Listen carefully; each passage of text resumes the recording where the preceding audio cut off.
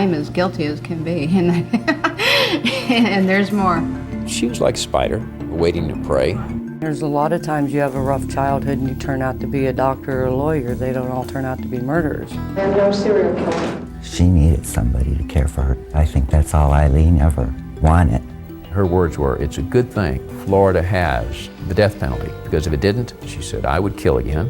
There's just something inside her. I believe she needed to die.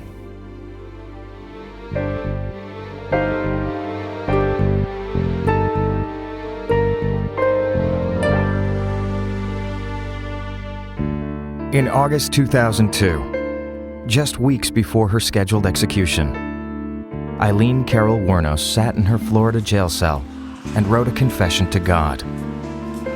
Dear Lord Jesus, I know I've done some wicked things in my life, and Lord God, I know I deserve every bit of the rot of hell. In a neat, even hand, she cataloged her sins: theft, prostitution, and the murder of 7 men. I need to bring myself to your throne, begging if you'd forgive me for all the overwhelming evil I've done in this world. She had been convicted and sentenced to death for 6 of the murders. Now, she had decided to halt her final appeals and accept her fate. There's no chance in keeping me alive or anything, because I kill again. I have hate crawling through my system. This letter offers a glimpse into a violent mind and at the life that spawned a rare kind of criminal: a female serial killer.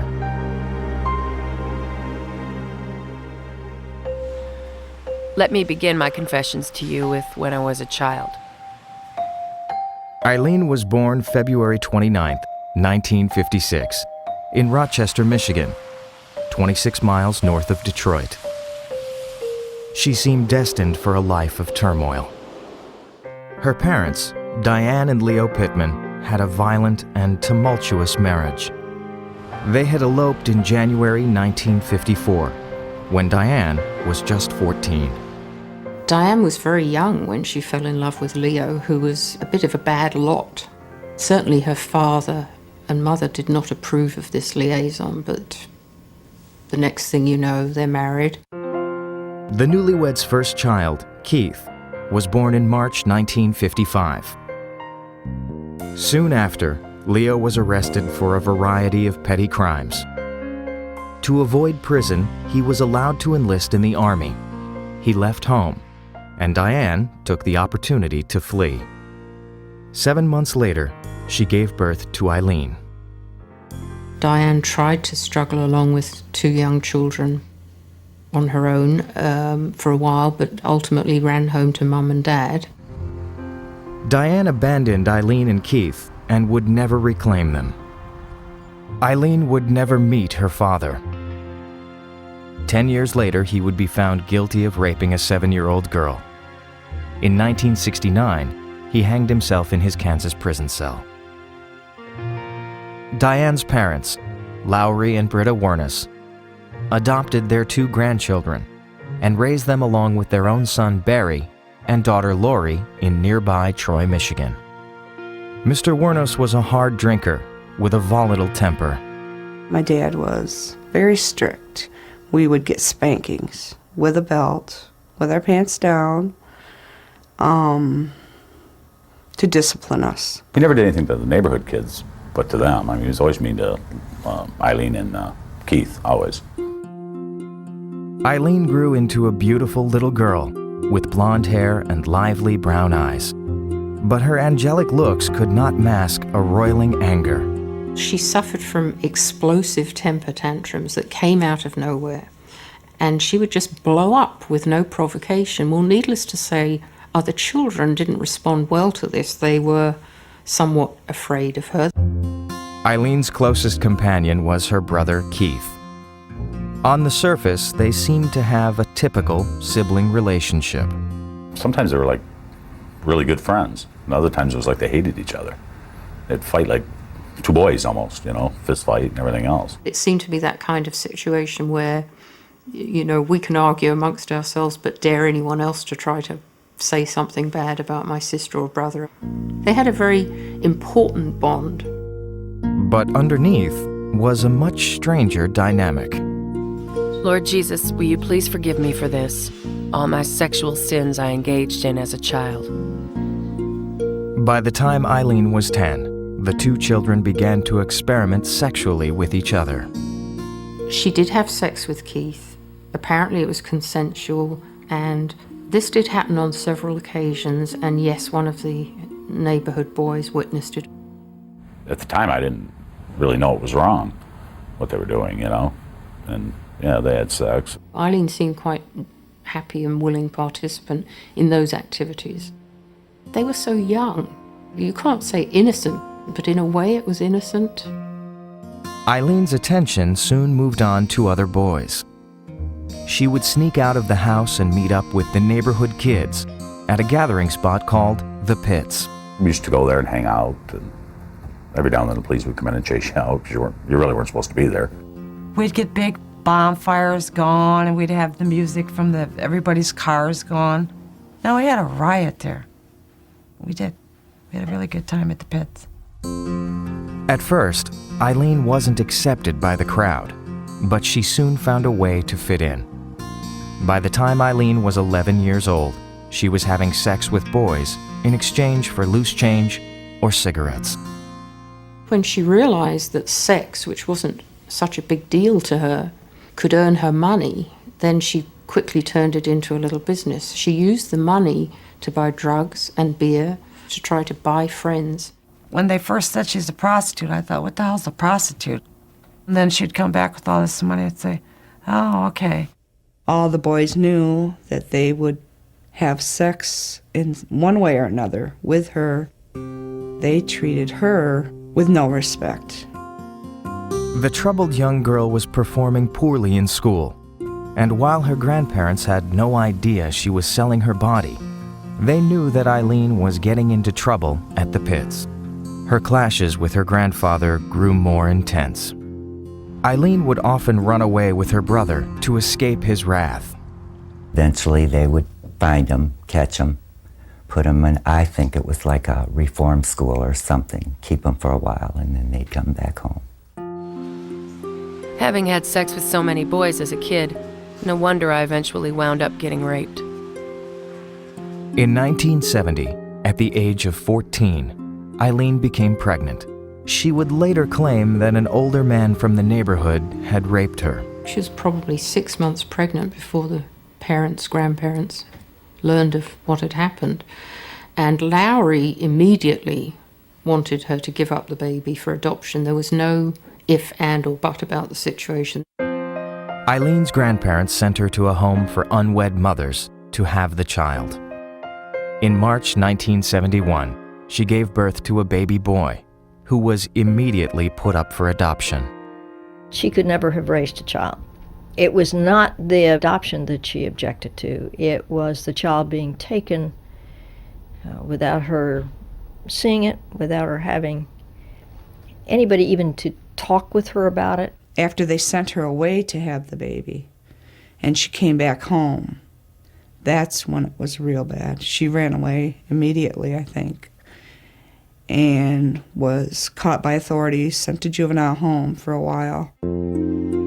Several months later, after Aileen had returned home, her grandmother, Britta Wournos, passed away. Her grandfather decided that he'd had enough of the difficult teenager. Shortly after his grandmother's death, her grandfather basically kicked her out of the house. He said, don't you step another foot back in this house because I can't deal with you kids again. Aileen and Keith left home at the same time. He stayed with friends in the neighborhood, and she struck out on her own, using the only tools she knew to survive. So at 15, she hit the road and earned her living prostituting. When she lived on the road, she truly lived on the road. She didn't have nowhere to go. I think most people in the neighborhood were probably happy that she was gone. It sounds bad now, but she didn't have that many friends anyway. Aileen Wournos would spend the next 2 decades trying to find a place to call home, even as her life spiraled more and more out of control. In 1971, 15-year-old Aileen Wournos was kicked out of her grandparents' house in Troy, Michigan. The troubled teenager headed west, hitchhiking on the interstates. Lord, I hit the road at around 16, aimlessly everywhere but going nowhere. She was really just wandering, drifting aimlessly from staying with one person to staying with another, you know, kind of hippie life, if you will. It was really like an extended version of the Lost Weekend. Drugs, booze, hitchhiking, partying. For 5 years, she drifted around the country, eventually finding her way to Colorado. There, she traded on her looks in the dangerous world of prostitution. A lot of these people, when they can get what they want out of you, then they get mean with you. 'Cause that's a rough life, especially being a girl like she was. In her mind, that was the best she could do. That's what she was good at. That's what she could earn a living at. That was all she could earn a living at. She didn't wear the leather skirts and the mini skirts and the stiletto heels. She wore shorts and t-shirts. Eileen's wild ways and explosive temper often got her in trouble with the law. The teenager was arrested for disorderly conduct and wanted for grand larceny. Finally, in early 1976, she settled in Daytona Beach, Florida. I think that the promise of sun and fun is the traditional lure of Florida, and I don't think it was any different for Aileen. She left Michigan because it was so cold on her feet and the hitchhike and stuff, and she went to Florida so she could sleep on the beach and still do her prostitution. I wound up playing the harlot out there and committing adultery, I'm sure, since I went to bed with so many married men, while I thieved and ripped them off too. Her first year in the Sunshine State was a turbulent one. The 20-year-old received word that her grandfather had been found dead in his garage in Michigan, an apparent suicide. That spring, Aileen abruptly married a 70-year-old retiree named Lewis Fell. Aileen met Lewis when he picked her up hitchhiking. I had gotten a letter from her when she married that old man. That was so funny. She married him so she wouldn't have to be on the road is all. He was pretty well off, and perhaps it was her best chance of some kind of normal life because he was spending money on her, but she was not able to curtail those outbursts and to behave like a normal person. The marriage ended after only 9 weeks. Lewis filed for divorce, claiming Aileen had hit him with his cane when he stopped giving her spending money. And then came the most difficult blow. In July 1976, her brother Keith died of throat cancer. She loved Keith a lot. She was, of course, devastated. He was her ally, and for all the fighting that went on between them, he stood by her. He was loyal to her. Aileen drowned her sorrows in alcohol and went right back to her vagabond lifestyle. She worked the exit ramps up and down the Florida highways, taking on customers wherever she could. That's when I didn't really want to hear from her because I didn't know where she was going to be next, what she was going to do, and could she be dead. In 1978, at the age of 22, Aileen decided she couldn't take any more of her hardscrabble existence. One afternoon, she took a .22 caliber pistol and shot herself in the abdomen. At the hospital, she told doctors it was not the first time she had attempted suicide. She recovered from the gunshot wound, but she received minimal psychological counseling. 3 years later, in May 1981, in a drunken stupor, she robbed this Edgewater, Florida mini-mart at gunpoint. She had had an argument, I guess, with this fellow who she had lived with for about a year. And she was trying to get his attention in whatever way to see how he would react if she did a robbery. So she went into a little mini-mart, clutching her gun and wearing a bikini, if you can believe it, and held the gun in front of the woman cashier, frightened the cashier to death, and asked for the money that was in the till. She left the store, went down US 1, a car she was in, an old car, overheated, and that's why she stopped. And by then, they had a description out on her, and the police were everywhere, and they picked her up. Aileen pleaded guilty to robbery with a weapon and was sentenced to 3 years in prison. She spent her time reading the Bible, complaining about being shut in with lesbian inmates, and waiting to get back together with her boyfriend. Upon her release in 1983, the 27-year-old returned to a life of alcohol, hitchhiking, and prostitution. It was a life not many wanted to share. She had this feeling that any relationship with a man was not going to last. That something was going to happen, they were going to drop her or dump her, whatever. Desperate for a connection, she turned to women and quickly found acceptance. I became a lesbian around 28, and all of it would get me in a world of trouble. Aileen began cruising the biker bars of South Florida during the spring of 1986. Dubbed Lee by her new circle of acquaintances, she soon found a girlfriend, 24-year-old Tyra Moore. Aileen met Tyra Moore, who was to be the most important romantic relationship in her entire life, in a biker bar. She was in there alone, I was in there alone. We started a conversation, and she went home with me that night. They shut the bedroom door and they stayed in the bedroom for an entire weekend and didn't emerge really, except for to grab some food. So from then on, they became inseparable. That was the anchor Aileen had been looking for. I don't know that she was gay. I think maybe she turned herself that way just to see if that way of life would work for her. The two women lived like nomads, changing homes frequently, from a room in a friend's apartment, to a trailer, to motel rooms, sometimes the woods. By day, Aileen worked the highways, earning a few $100s a week. Once I found out she was prostituting, I tried everything I could to have her stop doing that, because for one, it's not safe, and that I did care about her. But she never gave it up. Aileen would come home evenings and weekends. She and Ty would spend time watching television or drinking at a bar. But her anger was always just below the surface. There was numerous times that her and I would go to a grocery store and somebody would look at her wrong and she would just like fly off the handle at them. Like, what are you looking at me for? And it was very embarrassing a lot of times. Despite Eileen's temper, Ty stayed with her. Aileen called her wife, and seemed happy to be providing for her, creating their own kind of home. Aileen is so desperate in her life to be loved by somebody.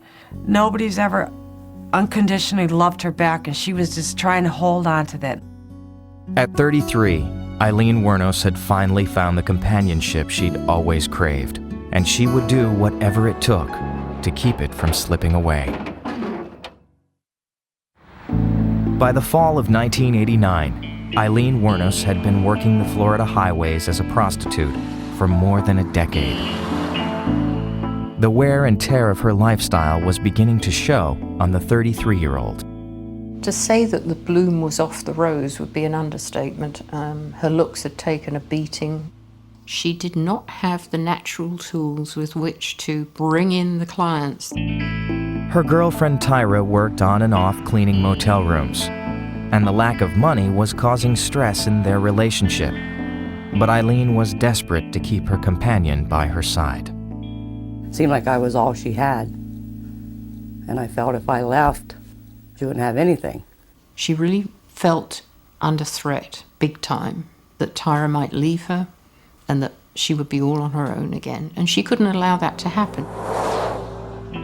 I completely lost it, Lord, hypnotically entranced in our companionship, so deeply lost in its same-sex relationship, causing me then to do the unthinkable. On the night of November 30th, 1989, just outside Tampa, Wournos was picked up by a 51-year-old electronics repairman named Richard Mallory. He was heading towards Daytona Beach for a weekend of partying. She met him propositioned him. He said yes. They agreed to have sex. They parked the car in the woods near I-95 and Route 1 and drank and talked until dawn. It was only then that Wournos pulled out the .22 caliber handgun she had brought with her and shot Mallory 4 times in the chest and back. After rifling through her victim's pockets and stealing whatever money he had, Wournos covered his lifeless body with carpet she found nearby and drove away in his car. When she got home, she told Tyra what she had done. She had told me that she had killed someone, and I didn't believe her because of the way she talked about it. I didn't think she had it in her, really. Later that day, Aileen and her girlfriend piled all their possessions into Mallory's car, abandoned their room, and moved into a new place. Then Aileen took the car, methodically wiped clean of fingerprints, and dumped the things that were in the car, covered them with sand, and then dumped the car at yet another site. Police would find Mallory's abandoned car the next day, and his corpse 2 weeks later in Volusia County. But with no leads, the case remained cold. Tyra never went to the police to report her lover's confession and stayed by Wournos' side. I thought at that time that, okay, she has all the frustration out of her system for whatever reason she hated society, that she'll be okay.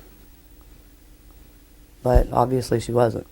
Obviously it was just the turning point, and she figured she got away with it once, she would keep doing it.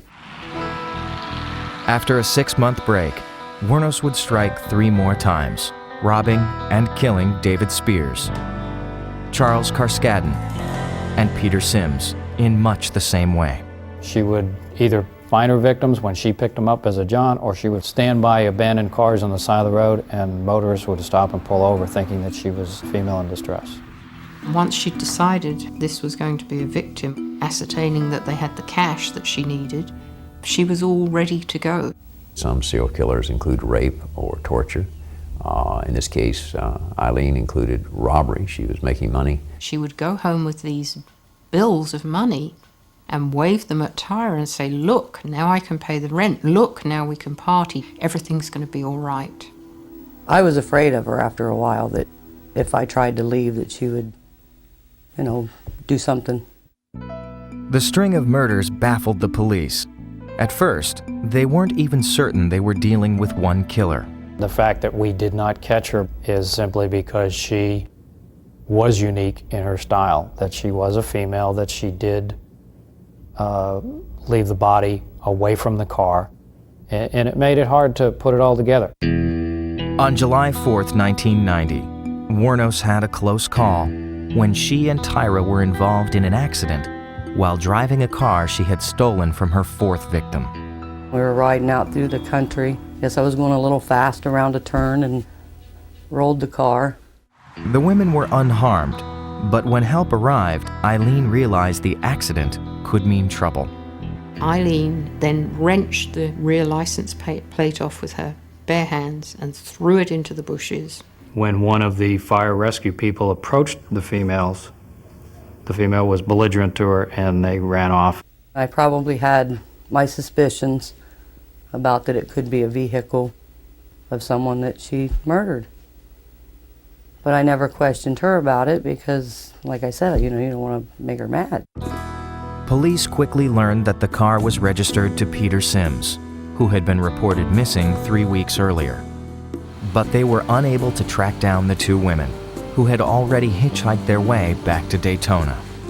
A drawing was done at that time of the 2 of them. The police were trying to weigh the benefits of getting the drawings out there against the fear that it would tip off the women and they would run. So they were in one local paper and that was it at that time, and nothing happened. Over the next 5 months, Wournos would kill another 3 men. It was now becoming apparent to Florida authorities that they had a serial killer on their hands. The victims were found in 5 different counties, all shot with a .22 caliber handgun. Desperate for leads, police decided to release the sketches of the 2 women statewide. When the composites are put in the newspaper, we start getting a lot of calls from the Daytona Beach area, from the Port Orange area, indicating that they were seen. At that point, Tyra fled the state, heading north to Pennsylvania to stay with her sister, and leaving Aileen to fend for herself. I knew I had nothing to do with any of this, and I had to leave. It's like I have to get away from her. You know, she's not going to ruin my life. Aileen was on her own, desolate. She didn't know the game was up, but she was out of steam, she was out of money, she was out of energy, she was out of strength, she was heartbroken because Tyra had left her. In late December, detectives discovered pawn shop records of items Wournos had stolen from her victims. It was the braid police had been looking for. She was identified through her thumbprint on the pawn shop ticket. Police now knew they were looking for Aileen Wournos. They followed her for about 2 days. Then, they made their move. We learned that the bar where she's been hanging out for the last 24 hours, they're going to have a large pig roast and a biker gathering. So with her history, we're concerned that she's going to end up on the back of a bike and be off and we'll never find her again. On January 9th, 1991, at this Port Orange bar, aptly named The Last Resort, Aileen Wournos was finally arrested. She would soon find herself caught between wanting to fight her case and needing to protect the woman she loved. Tyra, listen, you just go ahead and do what you gotta do, okay? Between November 1989 and November 1990, Aileen Wournos killed 7 men along the highways of Central Florida. The 34-year-old was finally arrested in a biker bar near Daytona Beach. She would have continued, absolutely. Aileen was a predator just like any other serial killer. She was out there to take lives for her own personal gain. With Wournos now in custody, investigators turned their attention to finding her lover, Tyra Moore. They quickly tracked her down near Wilkes-Barre, Pennsylvania. Well, I was very cooperative. Anything I knew, I told them. I knew I didn't have anything to hide, because I knew I was nowhere around her when she did any of this. We really had no evidence that she was knowingly participating in the robberies or the killings. Tyra did confess to knowing about at least one of the murders, yet the prosecution decided not to charge her with any crime. But that leniency would come with a catch. Moore would have to help the investigators ensnare her former lover. They arranged me to write a letter to Lee and give her the phone number of the motel I was staying at so she could call me, and she did. Their first call came on January 14th. Hey, Ty? Yeah. What are you doing? Nothing. What the hell are you doing? Nothing. I'm sitting here in jail. Yeah, it's what I heard. I wanted to know where she was going with it. Or is she going to try to pin this on me? Or is she going to, confess? Tyra told Aileen that police were harassing her family. There's been officials up at my parents' house asking some questions. Uh-oh. And I'm getting scared. I think what happened, there was pictures in the newspaper. Mm-hmm. And it was a case of mistaken identity. As the calls continued, Tyra became more insistent that the police were after her and her family. Wournos began to suspect she was being tricked. Listen, I gotta ask you something. Is there anybody in that room? No, just me. What? What? Is there anybody in your room? No. But over time, as she sat in jail and listened to her seemingly desperate lover, Aileen became less suspicious and more determined to protect Tyra. I don't know whether I should keep on living or if I should... No, Ty, listen. What? You go ahead and let them know what you need to know if you want to know or anything. You're innocent. Listen, if I have to confess, I will. On January 16th, 1991, Aileen took matters into her own hands. The reason I'm confessing is there's not enough there is one. For more than 3 hours, Aileen sat in a jailhouse confession room talking to investigators, smoking, laughing, crying, spilling her story to protect her lover. It was a rambling, obviously spontaneous, sometimes somewhat disconnected dissertation. I'm telling you, bottom of my heart, I'm telling you the truth about everything. I mean, I can't be any truthful. Throughout, Wournos blatantly disregarded the advice of the public defender assigned to represent her. I told you, I don't care if you're here or not, I just want to let them understand that Tyra is very innocent. I don't want an innocent person hurt. Wournos admitted to killing 7 men, though she claimed to have done so in self-defense. They got violent with me and I decided to defend myself.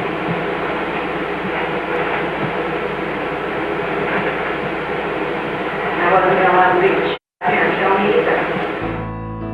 In the end, Aileen Wournos was charged with 6 counts of first-degree murder. The story of the so-called Damsel of Death instantly became a national sensation. It was a huge, huge story because women simply don't kill the way Aileen Wournos did. They kill intimates, they kill loved ones. They do not kill strangers. It shocked me, but to know how much she hated men and they used her and she used them, I wouldn't have put it past her. Book and movie offers poured in to detectives, relatives, and even Wournos herself.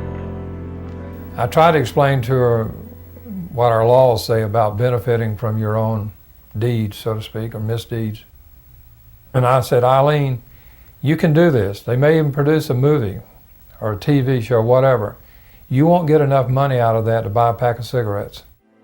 In one of the strangest twists in an already strange case, Wournos caught the attention of a 44-year-old born-again Christian from Ocala, Florida, named Aileen Pralley. My husband and I saw her picture in the paper down here, and we just felt compelled from God to reach out to her. We didn't care about guilt or innocence. Pralley began telling anyone who would listen about Aileen's true good nature. She became fixated on visiting Wournos in jail.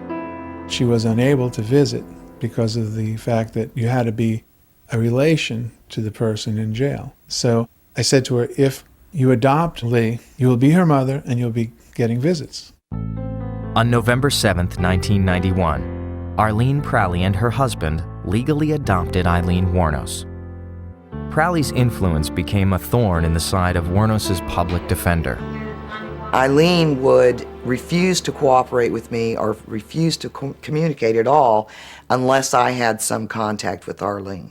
If I wanted a cooperative client, I had to be taking care of Arlene's needs, whatever they were at any given time. On January 15, 1992, a year after her arrest, 35-year-old Aileen Wournos went on trial in Volusia County, Florida, for the murder of Richard Mallory.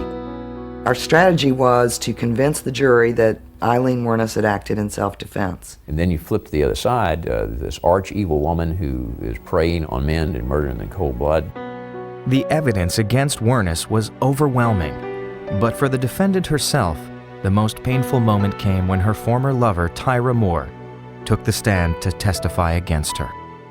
Aileen was desperately trying to catch Tyra's eye, but Tyra very pointedly walked up to the witness stand and did not make eye contact with Aileen. I'm not sure that Lee fully understood that Tyra had turned on her until she saw her in the courtroom testifying.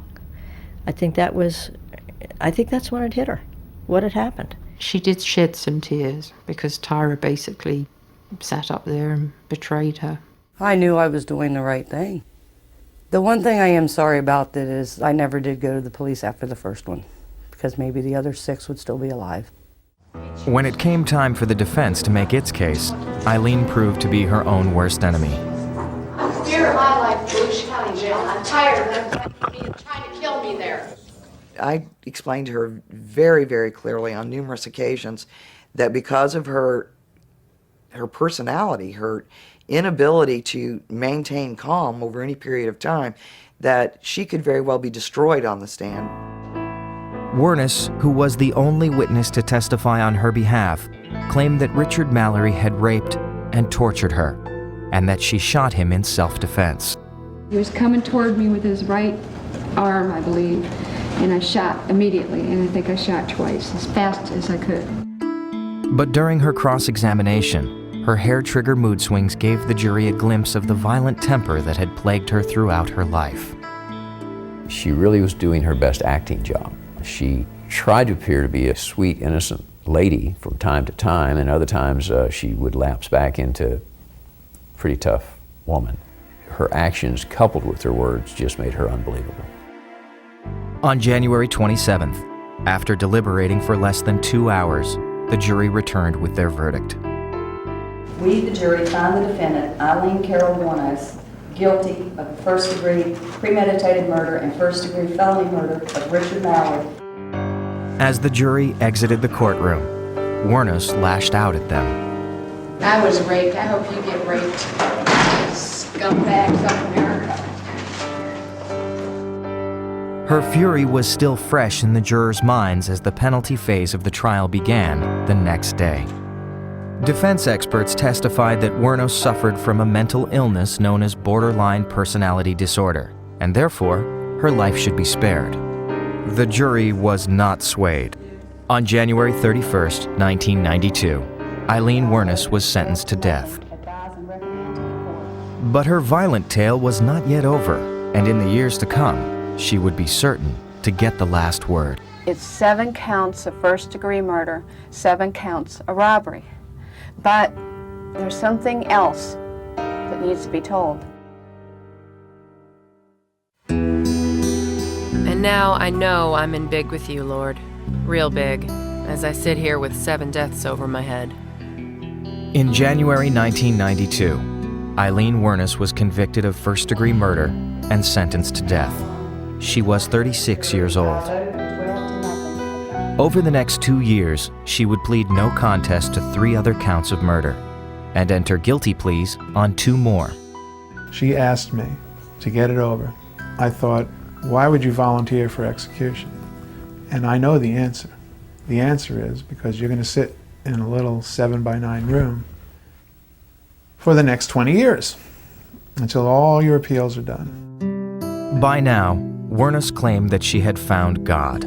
All I know what her good side was, that she believed in God, believed in the Lord, and she was going to heaven.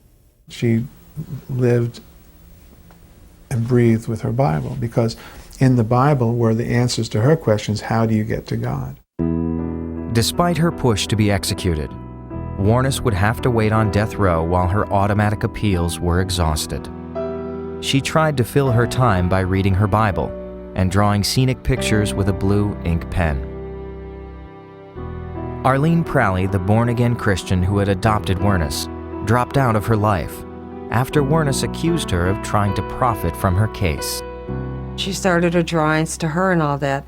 But Arlene was saving all of them, actually, because she was going to have a museum and sell Eileen's products. Dawn Botkins, who had known Aileen since they were teenagers, remained her closest friend. Aileen wrote her constantly, sometimes 4 letters a day. I never asked her why she killed those guys or anything. I was her life outside. I gave her life. I gave her all the pictures, included her in my life, and gave her snow, and gave her sun, and gave her the ocean. There's a limit to what you can do when you're in lockdown 23 hours a day. And with Aileen, she was exposed to very few people. She was very lonely. She was starved for human contact. In July 2001, Aileen Wournos, at the age of 45, appeared before Circuit Judge Michael Hutchison to ask the state to stop her mandated appeals and proceed with her death sentence. So you do wish to, in essence, fire CCRC, terminate their representation? Absolutely, and stop the using taxpayers' money and stuff like that. It's just ridiculous. In her bid to be executed, she told the court that the murders were not an act of self-defense, as she had once contended. I want to come clean and tell the world I killed those men first degree. Robbed and killed them to keep from any witnesses. But before going to her death, in a jailhouse interview with Orlando's WESH-TV, she tried to place some of the blame on police. In fact, 3 detectives were investigated for seeking out movie deals before her trial. Society needs to know, and they need to investigate. Even if I'm dead and gone, they need to find out about. I think the cops knew who I was and let me become a serial killer. She really believed they had set her up, that they wanted her so bad, that they wanted to be in Hollywood and to be, in her terms, rich and famous, that they were willing to let innocent people die in order to promote themselves. She believed that. On April 1st, 2002, the Florida Supreme Court upheld Aileen Wournos' request to end her appeals. Her execution was scheduled for October. She wrote that she used the time to try and make things right with God. I come to you as best I can in memory of my life of sins. She listed her many transgressions, but once again, she blamed her descent into murder in part on others, including her ex-lover, Tyra Moore. I'd meet Ty, who'd influenced me into such an experience, as I'd then wind up smoking, drinking, and cussing more than I've ever done before, just heading further in evil. Dawn Botkins visited Wournos in prison the night before her execution. It was a hard walk in, but it was even a harder walk out. And I told the guard, I said, can you open that door a little quicker? Because I don't want to look back at her. All you could hear is saying, I love you, Dawn. I'll see you on the other side. And I said, I love you too. I thought, don't look back. On October 9th, 2002, Aileen Wournos was put to death by lethal injection at the age of 46. Her strange final words, "I'll be back like Independence Day with Jesus, June 6th, like the movie, big mothership and all, I'll be back." That was her way of talking about God. Plus, it baffled the world, didn't it? She got the last word. After the execution, Wournos was cremated. Dawn brought the ashes back to Michigan. I planted this tree for her, and then I put her ashes right here. After all that she's been through in Florida and she has done to Florida, she needed to be home here amongst the ones that loved her. And that's where she is. Aileen Wournos' life was tragic. Some people have come from much worse circumstances and certainly not turned into what she became. So there's no excuse for what happened. I don't think Lee ever figured out why she couldn't make her life work. She knew it didn't work, but she never could figure out why. It makes me sad, and it makes me cry, and it makes me hurt. But then you think of the victims, and you think of those. They were uncles, and they were fathers, and they were people too. Lord God, I pray you'll forgive me and bring me home eternal evermore. Amen.